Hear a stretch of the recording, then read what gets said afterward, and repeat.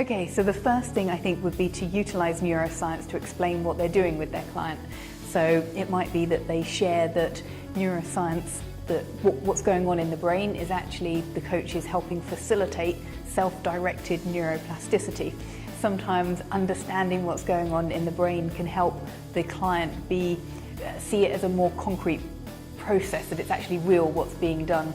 So that might be the first thing.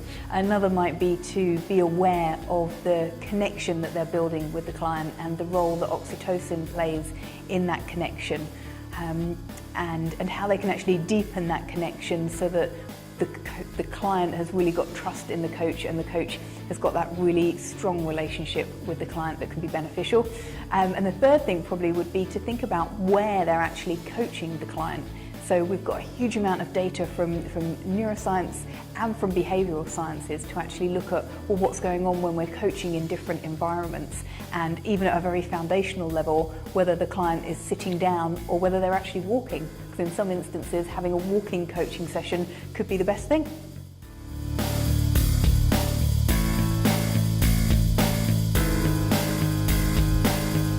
Okay, so it's such a broad topic. I think if I were to pick 3 top things, it would be to connect the individual or the team to the contribution that they're making as individuals. I think when we connect to the contribution that we're making, we activate the reward networks in the brain, and that can be really beneficial to continue to reinforce positive behaviours that we're wanting people to do and to connect people to the company.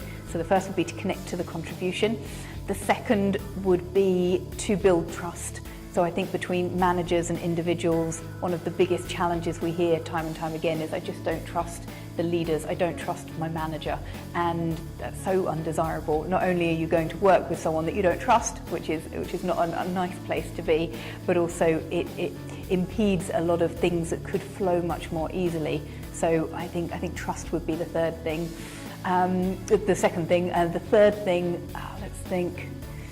I think for the manager to be aware of what tends to trigger the threat response in individuals, and there's lots of different things that trigger the threat response, but if a manager can become aware of some of those things that are most likely to trigger the threat response, then they can try and cushion against it, not eradicate it completely, but just try and cushion against it and have different expectations of the people at that time, because otherwise they can have these wildly unrealistic expectations of people, and then people are not delivering.